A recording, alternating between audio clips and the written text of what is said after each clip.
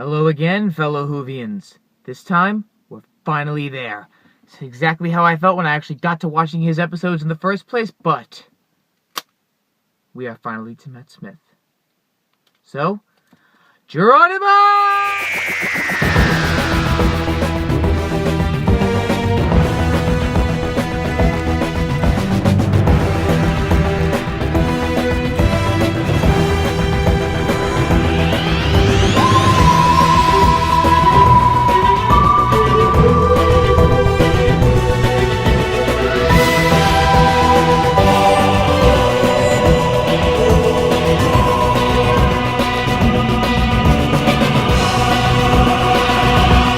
I'm just going to jump right into the first episode, the 11th Hour. Now, little backstory, for those of you who don't know, and most of you probably know who's watching this video anyway, but when Matt Smith became the Doctor, he had to please a lot of people. It was a new showrunner, new Doctor, new companion, new TARDIS, new screwdriver, new everything.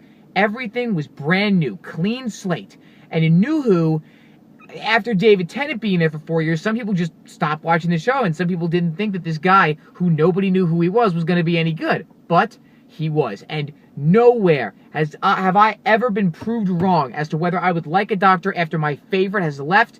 It's the 11th Hour. It's the ultimate episode that proves everybody wrong. It's just such a fantastic episode. It introduces the Doctor, it introduces new companions, Amy Pond and Rory Williams, although Rory's not a companion status yet, but it introduces this interesting and stubborn, picky character of Amy, and this new wibbly, crazy, boyish Doctor who is not David Tennant at all, just walking around like an idiot, and yet he can solve the hugest of problems in 20 minutes. And it's just, I can't even explain the episode because I don't have enough time in this video to explain it, but 11th Hour is one of my top episodes because it proves me wrong, and because every time I watch it, I just get a smile on my face every time Matt Smith declares himself as the Doctor.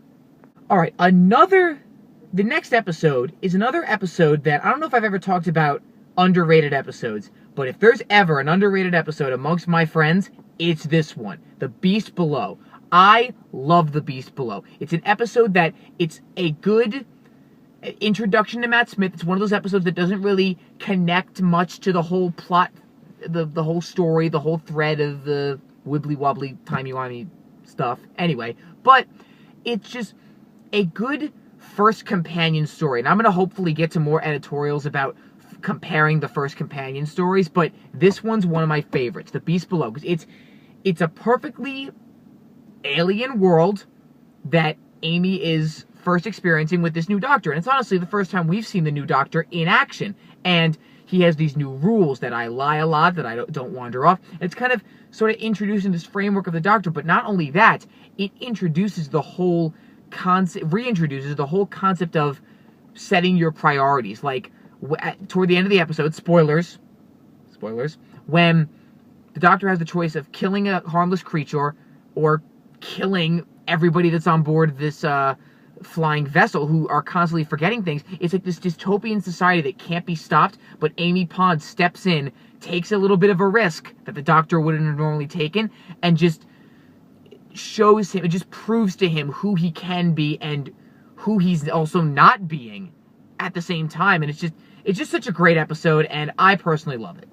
Alright, now the next episode, I don't personally hate it. There's some people I know that really, really dislike it, but it's Victory of the Daleks, and honestly, I quite liked it when you kind of look back at it, because the story is, it's a typical Dalek story. Doesn't have to do with the series finale. No big revelation here. But it's the story, it's just a regular Dalek story. But it's the first story with Matt Smith. And after having faced the Daleks in 2 of the season finales of David Tennant, the Doctor himself is probably he's done with the Daleks. He thinks that he has destroyed the Daleks way too many times, and definitely destroyed them for them to be coming back. But then, alas, he goes to this World War II zone, and the Daleks have disguised themselves as sort of servants to the British, and they're deceiving for us and for the British, because that's where Doctor Who comes from, the good guys, and the Daleks have infiltrated that. The Doctor, he's so furious about it. It's a different take on it's just this reaction he has to the Daleks, and the introduction of these new Daleks, these new stronger Daleks, the Paradigm Daleks. it continues the Dalek story in a little way, and it creates this kind of interesting mood with a different World War II story, unlike The Empty Child and The Doctor Dances. It revisits this time period with a Dalek story that's kind of just entertaining. It's not a bad story, not a good story, but it could be worse. But speaking of good stories, the next two stories is a two-parter called Flesh and Stone, I believe, and The Time of Angels. I think it's the other way around. But either way, this two-parter is awesome because it starts to introduce that there's going to be a problem with this crack in the wall. Like, you've sort of seen it at the end of every episode, this crack, and it's like, what is that crack? What is it doing? But not only do you have the Weeping Angels return, and you have River Song return, and you have the enigma of River Song kind of taking a backseat, and yet the angels reappearing, and you add to the mythos of the angels with the whole, the idea of the image of an angel becomes an angel. There's more to this mythology of the Weeping Angels than we originally thought. And not only that, but the crack in time makes people forget that other people have existed, and there's so many different components in this great episode where the Doctor's still trying to prove himself, sort of, to the audience, and you can tell by, like, his defiant speeches that he makes in every single one of these episodes, and it's just a really powerful episode that I really like, because it has so many different components that you can look at and analyze, and even if you're not analyzing it, it's just fantastic. Now, Vampires of Venice, which is the succeeding episode, is definitely my least favorite of Series 5. And that's saying a lot, because this is a very decent episode. It's by far, it's not at all the worst episode ever. In fact, it's one of the better ones. But the fact that Series 5 is so good and so rich in great episodes, it's just that this episode just didn't really do it for me. I mean, it's a very cool concept with the whole vampires. I mean, kind of sexy fish vampires. It's kind of a dumb concept, and I really don't care for the story that much. But what I do like about it is that it's the first episode where Rory and Amy travel with the Doctor together, and Rory's sort of kind of getting a little bit jealous. You see a little bit of Mickey in him, but yet you see him really take action, and really you see how much he cares for Amy so early in his arrival as a companion. And it's sort of just, I don't know, it's just a cool episode to really examine the psyche of Amy and Rory more so than the actual story. Although the Silents are brought up again, but it doesn't have to do with this specific story arc in Series 5. It's not one of my favorite stories, and I don't know. I don't know. Now, another underrated episode. There are a lot of underrated episodes. As much as people like the Matt Smith era, and some people like the Moffat writing style better, this is yet another underrated episode that I really, really like. Not for the concept, but for, like, the psychology of it. Because the next episode is Amy's Choice, and it starts off, you're very confused when it starts off, because Amy's pregnant, Rory's got a ponytail, and it appears as though the Doctor hasn't seen them in, like, forever. So they start to introduce the episode, and then bam! Suddenly, our heroes wake up on the TARDIS again, and they're like, okay, that was weird, it's a dream.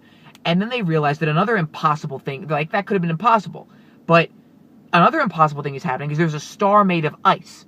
And then they keep switching back and forth from dream to reality, or dream to reality, you don't exactly know.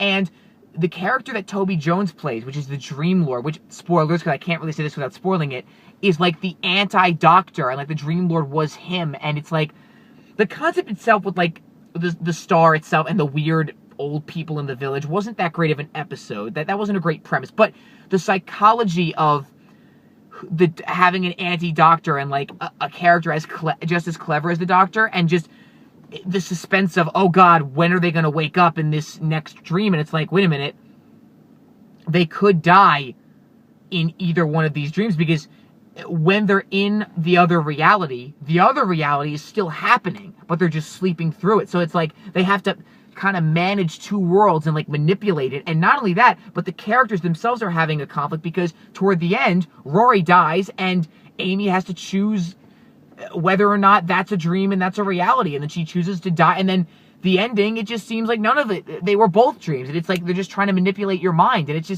it's such a good episode. I like it. I mean, I can't really explain it all in this, like, in the video I want to make, because I kind of want to make this a short video, but it's really worth checking out. And it's a good starter for Doctor Who, honestly. It doesn't have to do with the whole thread of the timeline, of the plot lines and stuff, and it's a good place to start. Now, the next two-parter is either you like it or you kind of don't, but for the reason that they introduced one of the more popular villains, the Silurians, which are creatures that inhabited the Earth before humans. They're sort of lizard, dinosaur-esque beings. And once again, you get more of this just exciting two-parter episode with interesting characters with different moralities, and the fact that there doesn't have to be a bad guy in this episode, but if you make it so there needs to be a bad guy, there is going to be a bad guy. And it's just the different perspectives of the Silurians that want peace, the humans that want peace, the humans that want to wipe out the Silurians, and the Silurians that want to wipe out the humans. It's a back and forth episode that's like so conflicting in itself, and you really need to put your trust in the Doctor in this sort of episode, because if you don't, one bad step and you could be done. It's almost like in the Planet of the Apes movies, where they try to negotiate, but there's one person that just ruins it for everyone, and as clever as you can be, it just won't work. Now, the next episode is it's a fantastic episode, and not only is it a great episode in this series, it's one of my favorite episodes of all time. And here's the reason why. It is a historical episode, and the historical figure is Vincent van Gogh. Now, Vincent van Gogh was a very troubled man who didn't think his art was worth much, and in the beginning, you already get reeled in because the Doctor and Amy see a photo of his, a picture of his, that has something that is not supposed to be there. So, they have to go check it out. So, when they go back in time, you really start to see who Van Gogh was and how troubled he was as a man, but yet how brilliant he was as a painter. And he almost mirrors the Doctor, as in he is the kind of the version of the Doctor if the Doctor gave up. And yet he's so connected to Amy, and he's almost like falling for Amy, falling in love with her, really connecting with her. And it's such a sweet and just beautiful episode that's just drawn, literally no pun intended, just in such a perfect and like unique way. And there's so much feeling and emotion in it, between comedy and tragedy and just regular emotion. And even in the surprising ending where the Doctor actually takes a historical figure out of their time zone, shows them how influential they are. And it's a fantastic piece of art that, honestly, the beauty of the episode just mirrors how beautiful Van Gogh's paintings were and how brilliant he was as an artist.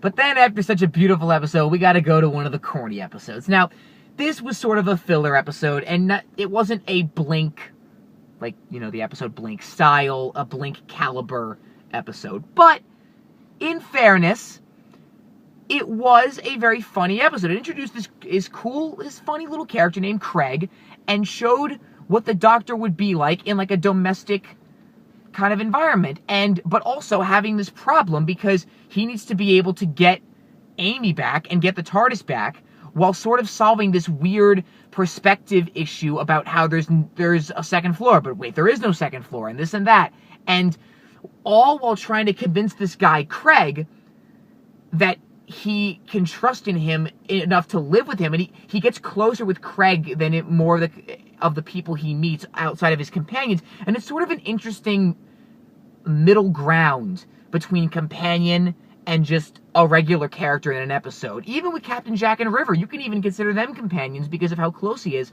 and yet Craig, he's just different, that's what I like about this episode.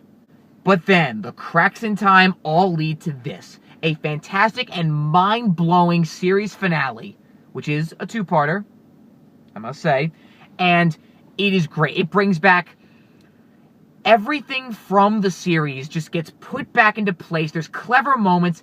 River's song is in it. The Doctor's in it. Rory's in it. Rory comes back even though he died at the end of one of the episodes. It's all a bunch of wibbly-wobbly, timey-wimey, like, what the hell is going on? They explain it so well in such a well-paced 2 episodes. They bring back every single villain, which that in itself is like, although they don't play a huge part, it's interesting to see how all of these villains come back, and yet